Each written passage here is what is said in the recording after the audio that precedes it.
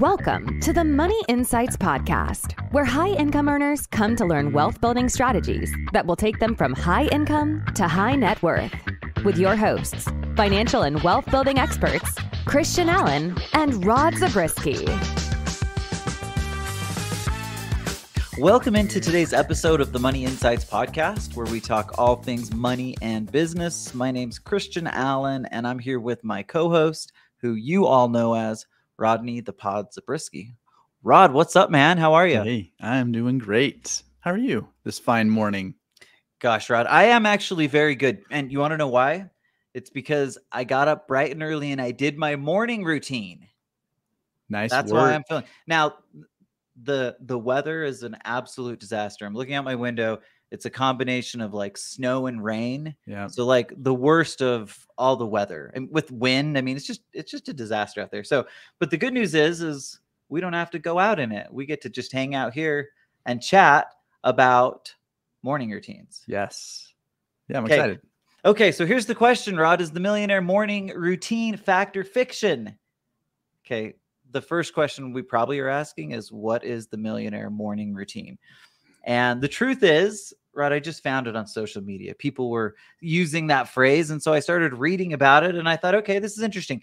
The morning routine, really the question is does it make sense to have a consistent and focused morning routine? That's really what the Millionaire Morning Routine, it comes from this idea that, and we hear it all the time, right? If you do any kind of self-help type things, books, podcasts, any of those types of things, we're always hearing about how important morning routines are, right? So anyway, we're going to break down. And here's what I can say, Rod. In my younger years, I did not believe so much in the morning routine. In fact, I was kind of like the anti-morning routine. But as I've gotten older, I've started to convert more and more to it. So I think what we're going to do today, we're going to talk about both sides of the equation, but we're going to probably make a case as to why we think having a morning routine will actually help you be more successful and have more money. Yeah, not only that, we're going to break down what a morning routine could be. It'll be different for everybody, right? It has to fit your lifestyle, all that kind of thing. But we'll kind of talk about some things. Okay, so Rod, in answer to the question, here's the deal. Ben Franklin says, do you know the quote, Rod? Give us the quote. Early to bed and early to rise makes a man healthy, wealthy, and wise. I remember hearing that from the time I was in like second grade, and I just like it's stuck, and I've known it my entire life. So here's the question we're going to get to is like, we're going to talk about whether that's true, why it's true, how it's true, and how to do it. Okay? Yeah. Sometimes it felt like it was just our parents trying to get us to bed earlier than we were wanting to go to bed. But and then trying to drag you out of bed for school at 6 a.m. That's right. Yeah. Yeah. That was my dad's saying. Okay. 6 o'clock comes awfully early. It does come early. Okay. So a couple of quotes here that I want to use to support this. Hal Elrod, author of The Morning Miracle, says, focused, productive, successful mornings generate focused, productive, successful days, which inevitably create a successful life. That's a great quote, a powerful quote. And basically what he's saying is that one thing adds on. So could it be as simple as having a focused, productive, consistent morning routine, like therefore creates a successful life? Like that's what he's saying, right? Yeah. He's saying one leads to the next. If you want successful life, you need successful days. And if you want a successful day, he's saying start with a productive, successful morning. Okay, Rod, there is a 5-year study of self-made millionaires by author Tom Corley. And what he found that almost 50% of them, being the self-made millionaires, woke up at least 3 hours before their workday began.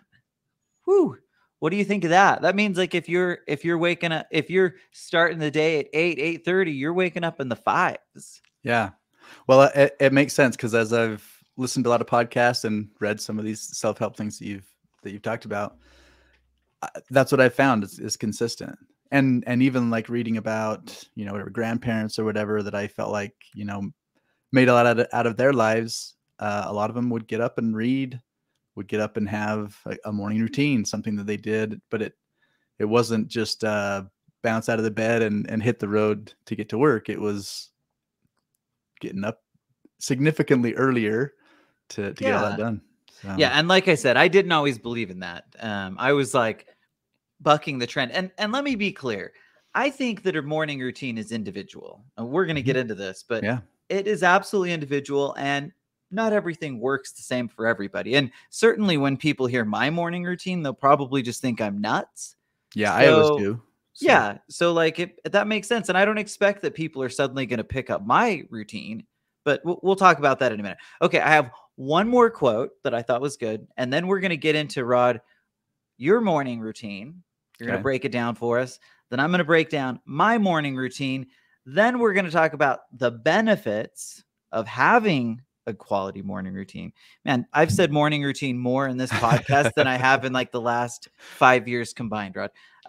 But finally, we're going to talk about how to actually create a morning routine. Sweet. Okay. So that's what we're going to break down. So Aaron Engel, who is a licensed physiologist, sorry, I said physiologist, a licensed psychologist at Columbia University Irving Medical Center, says a more intentional approach to the day early on helps instill self-confidence and leads to a more productive rest of the day. So basically adding on to the idea of Tom Corley. But here's the thing. These are all pretty smart people, right? And again, we've heard from a lot of successful people who promote this idea. In fact, we had a business coach, Rod, that we picked up a few years ago for like 6 months or so. And in the beginning of his podcast, I can't decide actually if it was the end or the beginning, but he would ask every single guest that he had on what their morning routine was, like without fail, because that was like, he was just like so enamored by how people start their day. So this is an interesting topic. Okay, let's jump into it, Rod. Why don't you kick us off by sharing what you do in the morning? And you've got to be raw, Rod. I didn't prep you for this, so you didn't find out that we were talking about morning routines till this morning. So you've just got to be open, honest, and let it all out. Tell us what Rod's morning looks like. Okay, so my morning routine, first thing after I get out of bed, I spend some time in scripture and prayer. And 2 to 3 times a week, I'll go play basketball. We have a group here that plays, so I'll go play with them. And if I'm not doing basketball, then I have a kind of a mini exercise routine that I do, mostly just like squats and push-ups kind of thing. So get a little exercise in. From there. Okay, wait, Rod, what time do you wake up in the morning usually? Okay, so if I'm going to basketball, it's at 5. So they play at 5:30. Like this. That's okay. They're bright and early. Okay. So if not, then I usually get up around 6:30.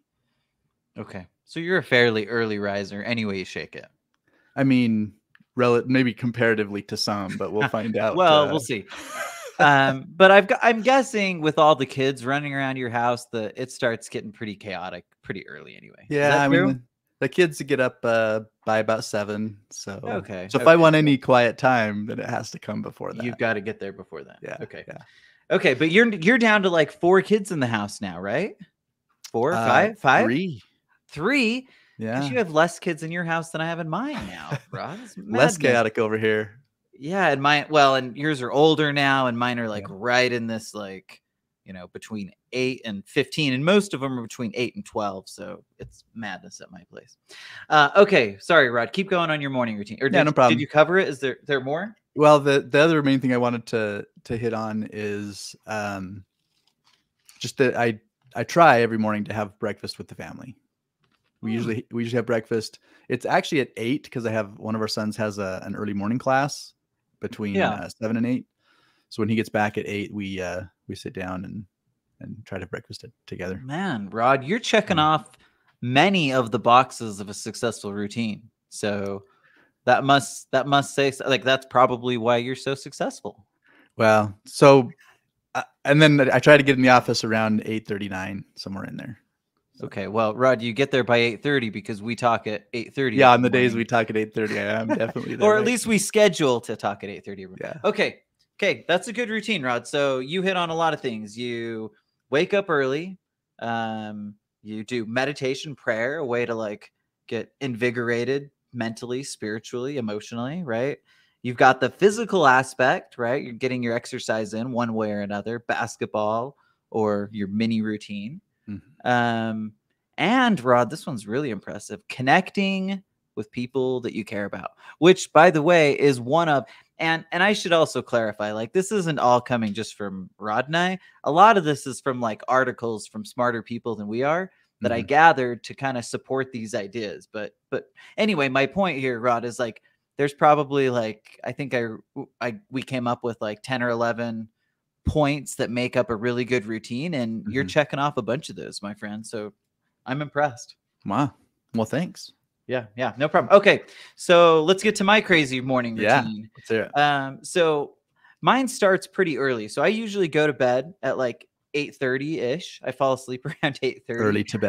Early to bed, right? Which is kind of funny because my kids go to sleep later than me now. Now, and I should clarify, I didn't always go to bed this early. This is the last few years that kind of my schedule changed, and I'll talk about why as we go into it. Like, well, and when you say schedule changed, it like dramatically changed, because before that you were going to bed at like midnight, 1 o'clock, and getting up at 6. Yeah. And then I would sometimes take a morning nap. So yeah, I had a totally different. Now, can I just tell you, like, we still managed to be relatively successful, even when my morning routine wasn't as like solid as it is today. So like, you can do this. It's individual. Okay. So here it goes, Rod. I go to sleep at 8:30. I usually get up around 2:30 or 3. And I start, when I get up, I just like get straight up and I go hit the elliptical for about somewhere between 30 and 60 minutes. It kind of just depends. Like, I'm like, I got to go at least 30 minutes every day, but I try to go as much as an hour, and usually it ends up somewhere in between. Then the next thing I do, Rod, is after I'm kind of showered and cleaned up, I kind of have like my meditation time. I try to actually listen to guided meditation. Now, I'm not that great at it, right? So I'm not pretending to be awesome at this, but I attempt to really, like, just kind of pause, think, try to stay in the moment, because I'm not very good at that. I'm an anxious person by nature. So like, I'm always thinking about what's coming up next and what's 10 years down the road. So like, that is a difficult task for me, but I do make an effort every day to like sit there for 15 or 20 minutes and just try to live in the moment. And it's been really helpful. It's calming. It calms my mind. Okay. After I do that, I review my calendar and prep for the day's meetings. And usually I get my best prep in, man. I love those early mornings. I used to not, but like, I've got a few hours of really do whatever I want time before anybody else is awake. And that's what lets me kind of get my creative going, and it allows me to focus on things that are important. I have to do I'm like prepping for podcasts and those types of things that are important, right? Yeah, and so I can attest to this. I can attest to this because usually texts start coming in from Christian around 4:30, 5 o'clock, something like that. So okay, but at least since this has been happening for years now, at least to keep your phone on silent. So at least we've taken care of that part, I think, Brad. And if not, that I figure that's I just it's always on vibrate. Because okay. I hate being the guy in the meeting or church or whatever, and the ringer goes off. So yeah, if anything, I miss things because it's vibrating in my pocket and I didn't realize it. But I prefer that to the other. So anyway. Okay. Well, and I'm even worse than you. I'm just on silent all the time. So if anyone tries to call me, it just doesn't ever work. Okay. So review the calendar, prep for the day's meetings. Then I try to eat something for breakfast. I'm not great at like being consistent on my eating time. I usually just like throw it in there after I've kind of done my prep and stuff. Gotcha. And then 8:30 comes around and I meet with Rodney the Pod Zabriskie each day, or at least most days. Yeah. So that's my routine, Rod. Pretty simple and straightforward. It's a little crazy, right? Like, I don't expect that most people are getting up at 2:30 or 3 in the morning. But you know what? It works for me. Yeah. And can I just tell you, one of the reasons, and we're going to talk about this in some of the like our recommendations for how to create a good morning routine. We're going to talk about this, but one of the reasons that I did this is because, like I said, I have anxiety. That's just like who I am by nature.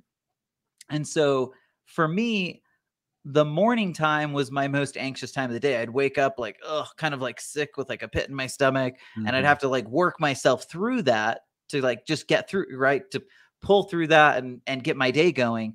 Well, Yeah. what I found is that if I can like be up and going and like further along in my day by the time that comes around, it's just easier for me to pass through because I'm like more in the groove. So for me, it was like a very strategic reason. So again, it's not going to make sense for most people to go to bed at 8:30 and wake up at 2:30 or 3. But the point, I think, is really find what works for you, what makes your life better, right? That's kind of the idea. Absolutely. Okay, Rod, let's talk about some of the primary benefits of a good morning routine. We'll just take them one by one. Turns, you go first. Okay, stay focused on the most important tasks. Okay, we don't even need to talk about it. That's pretty obvious, right? That it helps us stay focused on the most. It helps us feel fresh physically, mentally, and emotionally. And again, we're talking about having the quote unquote millionaire morning routine. It's going to help us feel fresh physically, mentally, and emotionally. Awesome. It's going to increase your productivity. Reduce stress and anxiety. That's what I talked about. And really, okay, so on this one, I changed the time of it so that helped my anxiety issues. Mm-hmm. But just having the routine and knowing what's coming, like that's another thing that I think helps. It's not just like when you feel that, it's just like the preparation helps alleviate some of those things because you know what's coming, when it's coming, and you know there's less room for your mind to wander. Yeah, which leads into the next one, which is to feel more in control of your life. Absolutely. If you're prepared, you're in control. Yes, and it boosts energy levels, not just then, but throughout the entire day. Rod, I forgot. I need to go back to my morning routine. Gosh, I left out a critical part. Oh boy. So, and the reason I did is because it's the winter time now. I say that it's becoming winter, at least here in the great state of Utah.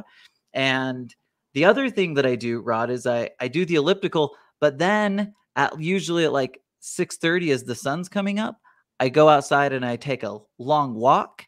And that was like the most cathartic thing that I did. I'm just like, now I'm thinking I need to move from this terrible state that doesn't have sun all year round. That's what I'm thinking now. Now I'm just kidding. I love Utah. It's beautiful. And I love all the seasons, but can I just say like, I love the morning walk. So anyway, if you don't get outside and enjoy like the beauty, then I feel like that's something that really has been cathartic and helpful for me. You know what's interesting about you saying that is I was attending a like longevity meeting here a few weeks ago that Buck put together, and one of our clients, Rob Hamilton, was presenting. He's a longevity expert in that's medicine. interesting. And one of the things he talked about in the morning that can be most valuable, just in terms of the 24-hour cycle, is getting outside and getting the sun on you, right? So there's obviously kind of vitamin D type of stuff that we talk about in terms of how the sun, absorbs into the skin. But he also was talking about when it hits your eyes, like there's something about that is very healthy and very, helps with the whole longevity thing. Yeah, that's interesting. The cycle. I'm missing it today, Rod. I could use the sun right now. Yeah. Instead, I have to look at my ring light. There you go. Get artificial sun. Okay, finally, Rod improves focus and reduces forgetfulness. So anyway, the point here is just that there's a lot of benefit. There's probably a whole bunch of additional benefits, but that was a quick list that we put together. Okay, Rod, here's the question now. What is the makeup of a really good morning routine? One, what's the makeup of a millionaire morning routine? Okay, we're going to break it down. So first, and we've got 11 points here, I believe. 11 points to hit on. You're not likely going to do all of these, right? Like my morning routine does not hit all 11 points. Neither does mine. But Rod and I, we have like 5 or 6 of them. And anyway, figure out what works for you and roll with that. If you can hit all 11, even better. Okay, here we go. Rod, the first one is go to bed and wake up at the same time each day. Okay, so I think everybody kind of knows that routine is really important, right? Mm-hmm. Like, because your body works better, you can sleep better. If you're used to doing the same time, like in that kind of routine, consistency helps tremendously from that standpoint. Here's the question though, Rod. Do you have to wake up early? What's your take on this?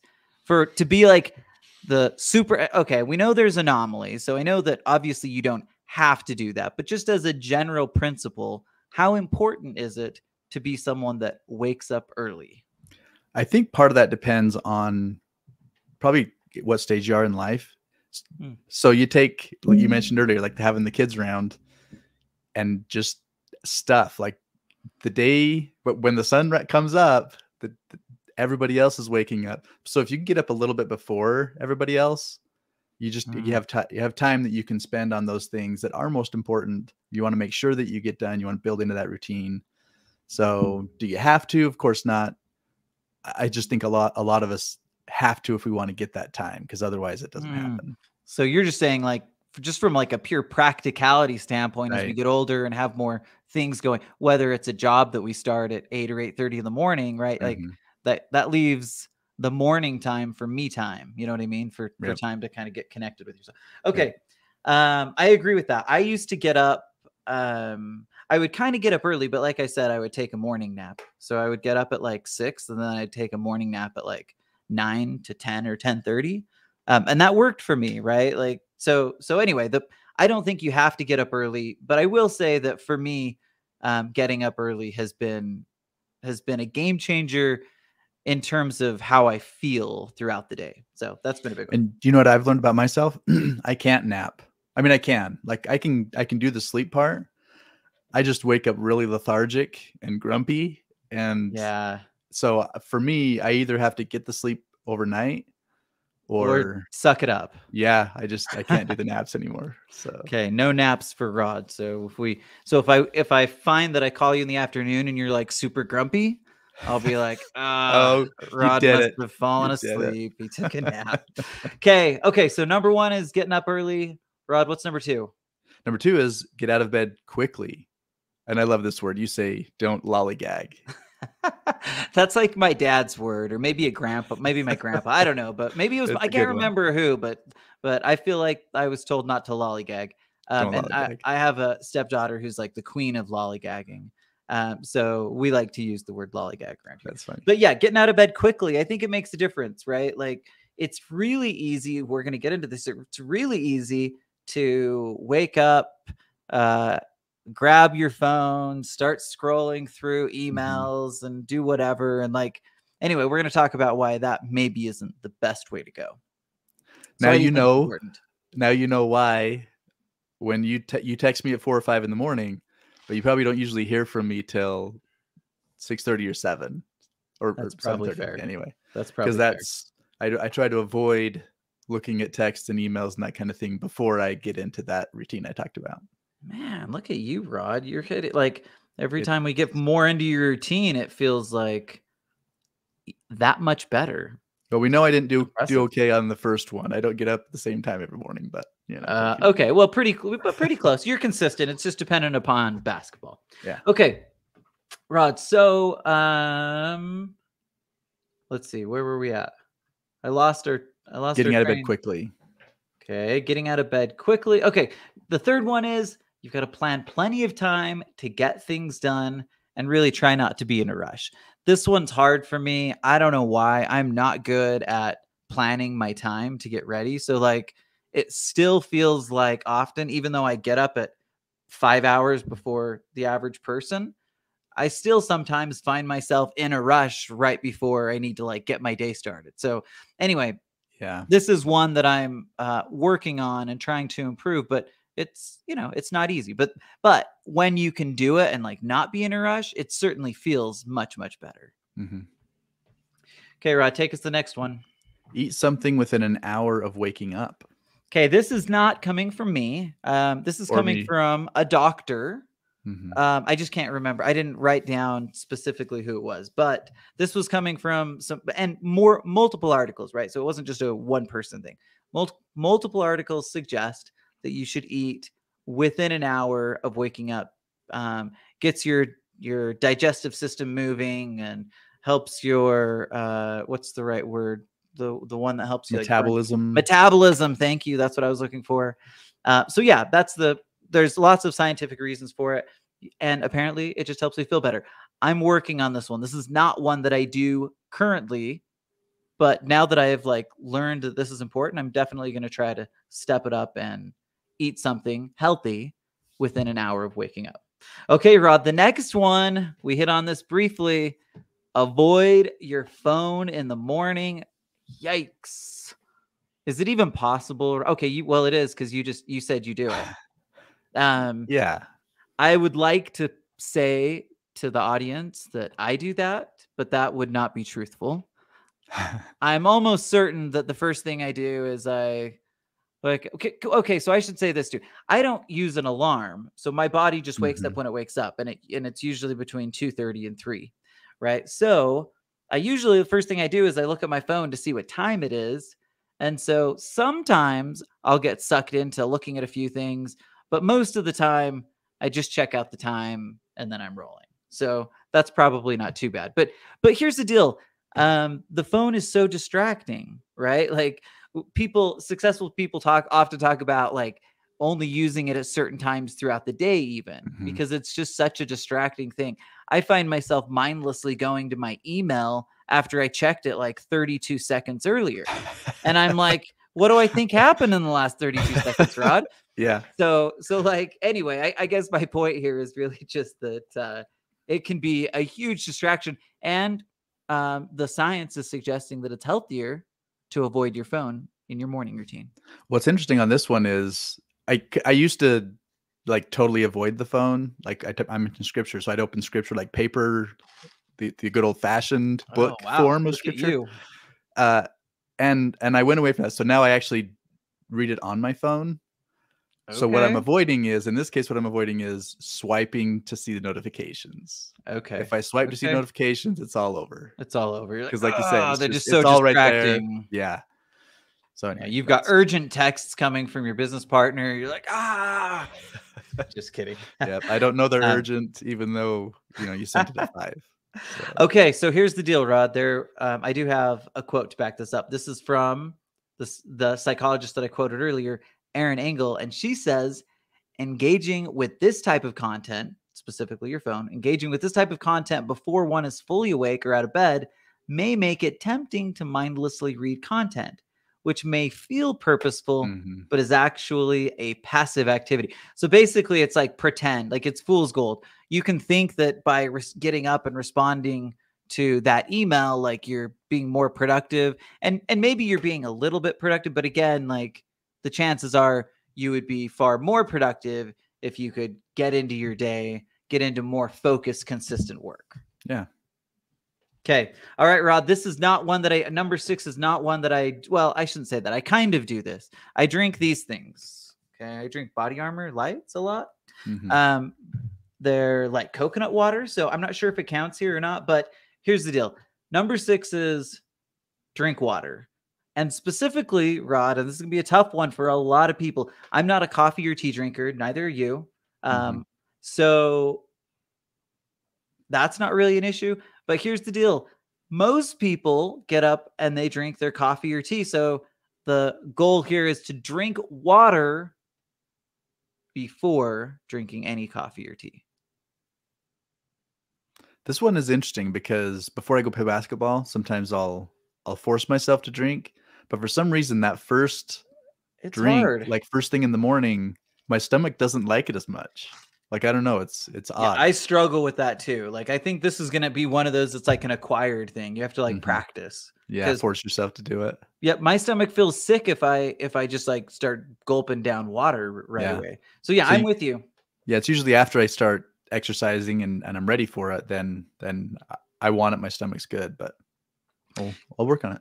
Okay, Rod. Eliana Kaidanian, who I don't know what these RD and CPT stand for. She's a nutritionist with her own practice. She recommends starting your day with water rather than tea or coffee.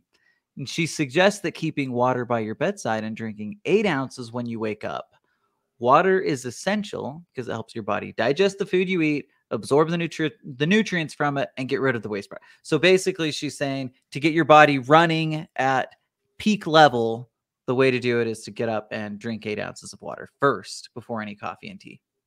All right. Okay, Rod, what's number By the 7? bedside. Number 7 is stretch and exercise. We've talked about So, this. and what's funny on this one is I always get a little bit of grief from the other guys at basketball for how much I stretch. That's kind of funny. You seem like an overstretcher, Rod. That doesn't surprise me at all. But here's the thing. Every stretch that I do has a reason behind it because I've had some issue. Like if I didn't stretch. Anyway, the funniest one that I think about, it's like even my hip flexors or whatever, it's like, really, dude, like you're going to go play basketball here. Like you're not running a marathon or a sprint. Yeah, come on, old man. Let's do this. Yeah, that's pretty much how it people are goes. thinking. They're like, you're like, oh, I'll sit out the first game. I've got to get my 30 minutes of stretch. Okay, but here's the deal. I tease you about that, Rod, but stretching is incredibly good for you. So no one should be made fun of for their stretching.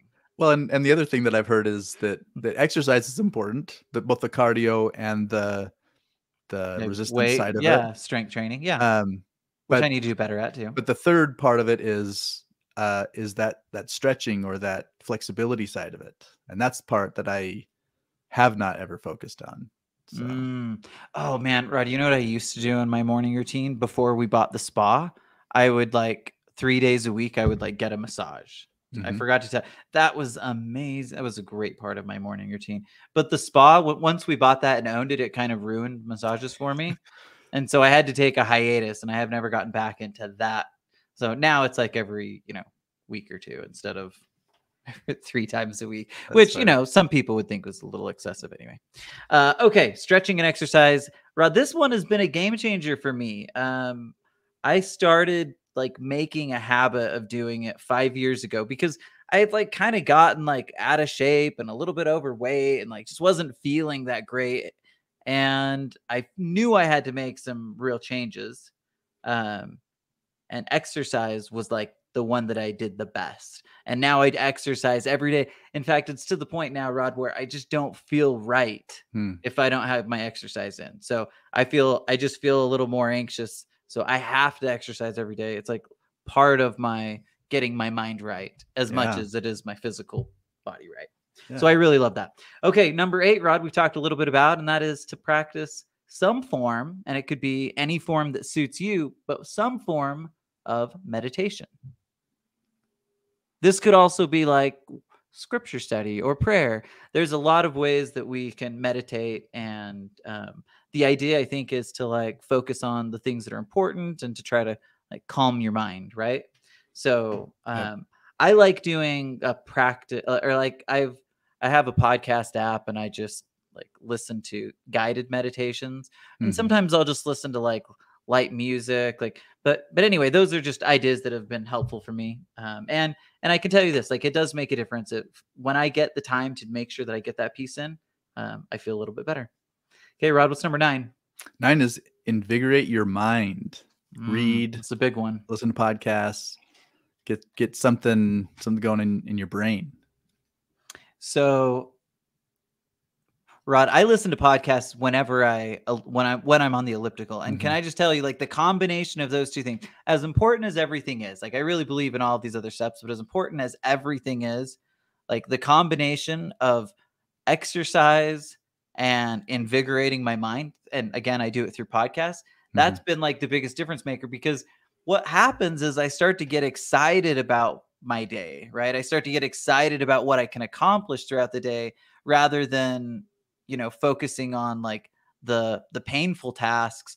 I can get, the wheels turning and start getting excited about growing the business. And then suddenly, instead of feeling anxious throughout the day, or at least a bad anxious, now I'm feeling an excited anxious and ready to get out there and really accomplish things. So probably above anything else, those things have really made a difference for me. And now people know what the content of those texts are that you're sending to me early on. That's true. There are always new ideas, and Rod's like, oh my gosh, are you serious? More? Okay, but the thing that brought to mind for me here is we have this F3 assessment, Financial Freedom Factor, F3 assessment that we have on our website.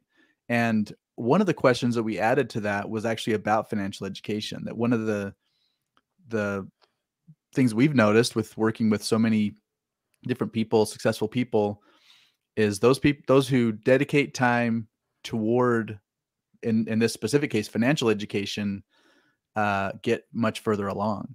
And I would expand that in this context to say that really any form of education, any form of this kind of invigorating your mind concept will help towards that millionaire mindset, millionaire routine. Yeah, I totally agree with this. This was a really good addition to our outline, Rod, because like you said, if we're really working on the millionaire mindset, and the idea is to become more successful in like terms of, well, across our lives as a whole, but also in terms of dollars and cents and net worth, like the focused practice of being more educated as it relates to money and finance is as critical as anything else. So I think this is a really good one. Super important to do this. And obviously this is like, well, since this is my life, I spend a lot of time focusing on how to make and help people make and build wealth. Yep. Okay, Rod, we're almost through. Number 10 is to choose a healthy breakfast. And the key there is to choose a healthy breakfast, right? This is a difficult one, or it can be a difficult one. The thing that I've done that's made this easier is I just eat the same thing basically every day. That way I know, and that, like, for my morning, we've been making these like egg, well, they're kind of like breadless egg McMuffin kind of things, Okay. but just like with egg whites. Anyway, they're and turkey sausage, and that's been like pretty tasty, but also easy for me to eat like just consistently every day. And that, I know it's a healthy start to the day. It's something that, you know, not crazy full of carbs, and kind of gets me off to on a good start. Nice. Breakfast was always my favorite meal of the day. That's If I because you could have wanted pancakes, waffles, French toast. Yeah, and skillet. There's all I can. If I could have breakfast for dinner, Oh like, yeah, I love breakfast. Go to IHOP or whatever. I mean, okay, well, I wouldn't go to IHOP, but I love breakfast. Well, when I for was a dinner. kid, yeah, right. But yeah, so my problem was I always ate too much for my breakfast. Be careful. Okay. When I started like understanding calories and stuff, I was able to fix that. But man, it was yeah, bad. you went through like a body transformation, like, what is it, maybe 4 or 5 years ago, Rod? Yeah, impressive. Well, and that was really all it was just counting my calories, basically just understanding where all the calories come from, because I had no idea. Like a waffle, man, a single waffle, like 400 calories. I had no idea. Yeah, that's crazy. You're gonna get started with like a 1,500 calorie meal, right? Or yeah, or granola, or some of those things that are just very, very high in calories. But you go with like yogurt or other things that I like just as much, and very like either way, you're getting like that energy boost to the day, but a lot fewer calories. Anyway, so these are the kinds of things I learned. Rod, number 11 is one that you have talked about and you're good at. What is it? Connect with people you care about. Okay, this one's interesting. Like, I hadn't really thought about that as part of a morning routine. Now, I'm fortunate that Heather, my wife, works with me. So like I'm kind of with her, and like we can connect and spend time together. Really anytime, you know, throughout the day if we have meetings. So like I haven't really thought about that one specifically. And yet, as I think about it, like when I was reading about that idea, it just made sense to me. Like, if you want to feel good and start off the best way you can, like connecting with the people you care about is a great way to do that. Yeah. And this is one that my wife, I think, kind of created for us. Props to Jody. From forever ago, like before I was even thinking about morning routines or whatever, having breakfast together as a family, and really any meal that was possible to have together as a family, she was just really felt like that was important. Her love language, you may be familiar with the 5 love languages. Her love language is quality time. So that was really big for her to create opportunities to have that quality time together. Love it. Good stuff, Rod. Okay, a couple of quick thoughts to finish it off. Ideas to get your morning started off the right way. This was from another article, and we've talked about these things, but listen to a podcast as you get ready or you make breakfast, engage in a hobby that you enjoy. They gave the example of like knitting or something like that. And I just had to take it off. I'm like, does anybody still enjoy knitting? I'm sure there are people who love knitting, but Plenty, yeah. Knitting or kayaking, whatever you want to do, go for a brisk walk around your neighborhood, get some sun, fresh air, exercise at a nearby park. Okay, these are just obvious things, but can I just tell you, like, I actually have to add one thing. I told you that exercise and invigorating your mind were like the two biggest things for me. I have to add this going for a walk and being out in the sun. Those three things are like make up my perfect morning, Rod. Sweet. Okay, so here's the deal, Rod. I think we made a pretty compelling argument that there really is a millionaire morning routine. And if we actually live by it and create a consistent routine that we can do day in and day out, like it will make a difference. And here's the deal. I think the proof's in the pudding. Here's what we have the benefit of seeing. We have probably now more than 1,000 clients who fit into that, both, high income or high net worth, or a combination of both. Mm-hmm. And I think our experience is that most of those people do the kind of stuff that we're talking about here. Is that fair to say? Yeah, absolutely. Absolutely. Okay, Rod, this has been super fun, my friend. Thanks everybody for joining us for today's episode of the Money Insights Podcast, and we'll see you next week. Thank you for listening to the Money Insights Podcast. To learn more about the financial and business strategies discussed in this show, please visit moneyinsights.net. The views and opinions expressed on the Money Insights Podcast are not intended to be individual financial, tax, or legal advice. Always consult with the appropriate advisor before making financial decisions. And if you're enjoying the show, please feel free to rate, subscribe, and leave a review wherever you listen to your podcasts. This will help others find the show and learn wealth-building strategies for themselves. Thanks again for tuning in, and we'll catch you in the next episode.